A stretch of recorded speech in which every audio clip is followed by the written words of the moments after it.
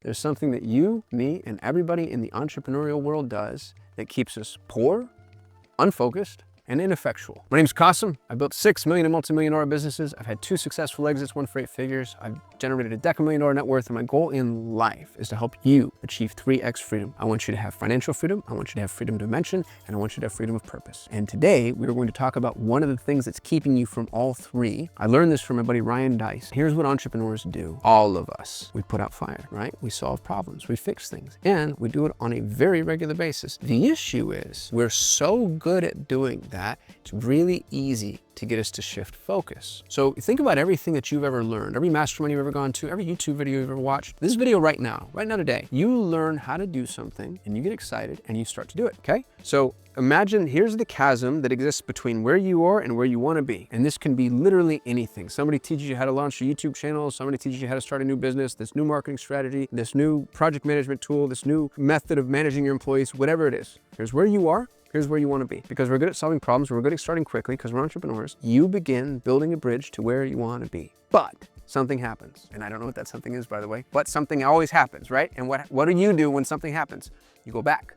And there's this new framework. It's like, oh, I know I need to build a YouTube channel, and I need to go learn high level. I need to go learn AI. I need to go learn finances. I need to go address this tax issue that I have. Here's where I am. Here's where I want to be. What do I do? Because I'm an entrepreneur and I move quick. I begin to build the bridge. And then something happened and I go back.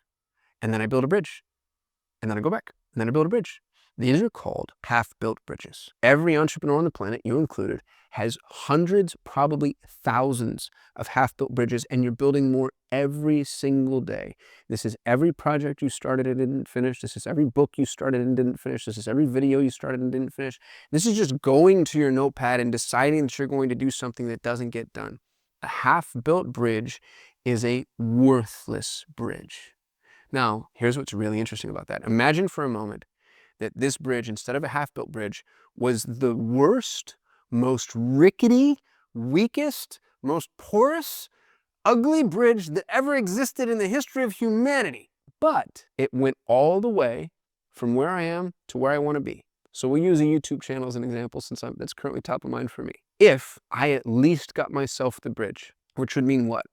Let's say that the thing that I'm trying to do on YouTube is improve my hooks, which interestingly is something that I've been meaning to do. Well, maybe a rickety bridge would be a GPT that helps me put in my script, put in my thoughts, put in my ideas, put in my avatars, and then assists in coming up with better hooks. It's not great, right? Like everybody's got a GPT. It's not necessarily going to set me apart. Maybe I need to do more study or more research or more practice or whatever. It's a rickety-ass bridge. And it's a little bit better than I would have had otherwise. And it's not an absolute and complete and total waste. Like me sitting down and deciding, I'm going to master all things hooks, and I'm going to be the best hook person in YouTube, and I'm going to go to school on all the hooks, do all the research, and be triple PhD hook person, which is generally what we do as entrepreneurs. So a couple of notes for you. Set out to build thin bridges, rickety bridges, straw bridges. Build the smallest, most inexpensive bridge you possibly can, but get to the end result fast as you can.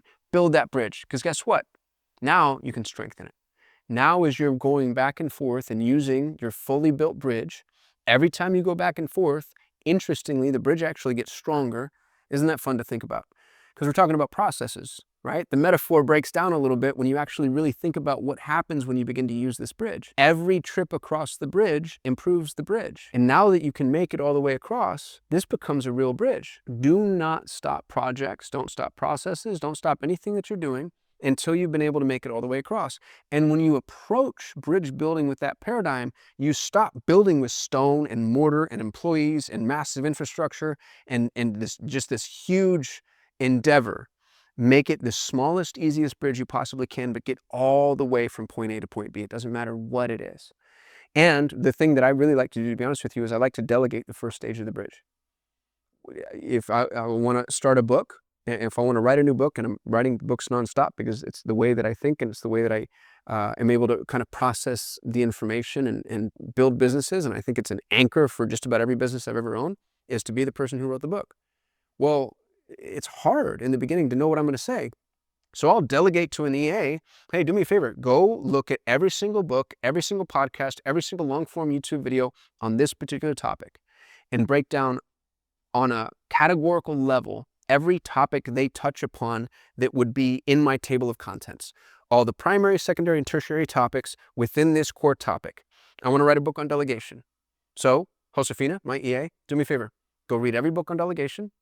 Go look at every podcast on delegation. Go look at every long-form YouTube video on delegation and come up with my table of contents. Guess what that is? Is that the whole bridge would be the book, right? That's a rickety-ass bridge. But I actually have something now. I have a real, tangible output.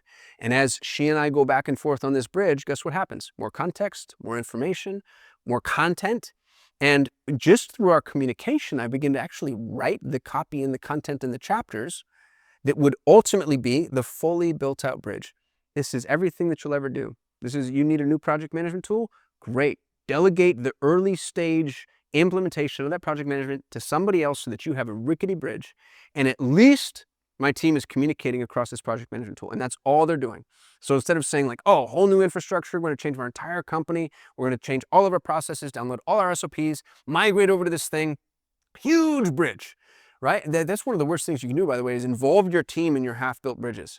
And when you do that, you lose your team's trust. People are like, oh, here he goes again. You know, we're on this new project and we're going to get halfway through and then he's going to get excited about something else and make us do that thing. And then we're going to get halfway through and get excited about something else. And you know that happening. I've had team members that will wait a couple of days to see if I'm still committed to whatever it is that we were planning on doing as a young entrepreneur. So build these rickety bridges and then strengthen the size and the scope of the bridge. Your half-built bridges are ruining your life, your team's life. They're making it effectual. They're keeping people from trusting you. And they're a total waste. That's the thing that's so frustrating about it is we put so much time, effort, energy, focus, attention, heart, passion in the first stages of these bridges because we're excited. It's new, it's a shiny object, it's conceptually the most interesting thing I've ever done. And because your attention is the most valuable thing you have, in the moment you've chosen to commit it to this thing, so it must be the most valuable endeavor you can undertake. Then I got bored, or I got distracted, or I got called away. And now I've got what? I've got a graveyard of half-built bridges. Think about the cost of that for just a moment. Think about the cost of every single half-built bridge. Think about all the time, by the way, just that alone should just piss you off beyond repair. But all the time, all the money, all the education, all the employees, all of your staff's time, all of the cost to your reputation, and every single bridge that you've built that didn't make it all the way across. And what's interesting about bridges is even a bridge that's 99% there is worthless, right?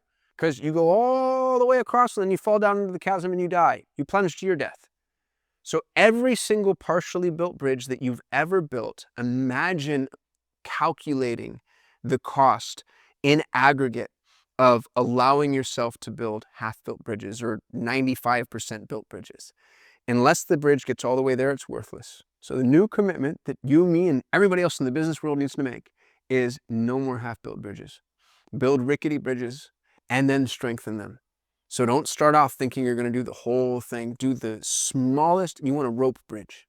There's a guy named Henrik Nieberg, whose name I just butchered, who created a framework that I think is the perfect articulation of half-built bridges. So imagine for a moment that you and I want to invent a car. We want to get people from A to B, right? Perfect analogy for bridges. From A to B. I'm here, I want to go there, and you and me, we're going to create a car to do it. So what do? To start off the bridge is we need to figure out the wheels, right? So we build the wheel setup, and now we have wheels, which is one step forward on the bridge. And then from the wheels, we build the chassis, which is 2 steps forward on the bridge. And then from the chassis, we build the frame, which is 3 steps forward on the bridge. And then from the frame, we build the interior, which is 5 steps forward on the bridge.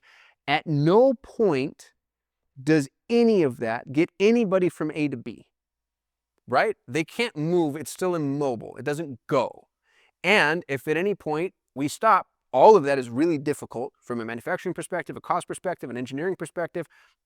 We're burning through cash, we're burning through time, we're burning through labor, and we're probably not going to necessarily make it to the very end. And if we do, it's going to be expensive.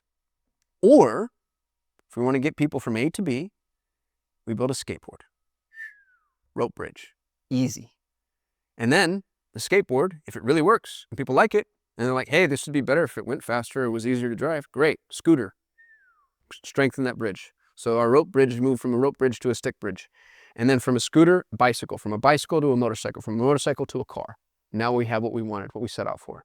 So the point is, build your rope bridge first. Build the easiest thing you possibly can first. And then all of this time that you're investing in these new endeavors actually yields. And if you actually start building bridges, that means that none of your time is wasted.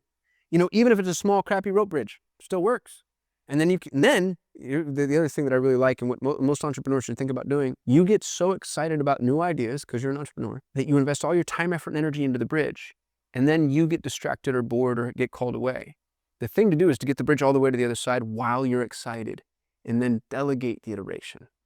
Because when you get bored or distracted or called away, you actually have it from A to B, and that becomes way easier to delegate. What are the most costly half-built bridges you've ever made? What are the things that you haven't finished that you invested time, effort, and energy into? I've got entire SaaS platforms that I spent multi-six figures attempting to build, never made it all the way across. Drop it in the comments, let me know. Let's have a competition. Let's see who can be vulnerable and share with us like how much time, how much money, who wins this race to the half-built bridge, and could you pick it up? Could you start from where you left off and then finish your rope bridge? I'd be really interested in your comment and your inputs. Thanks for watching.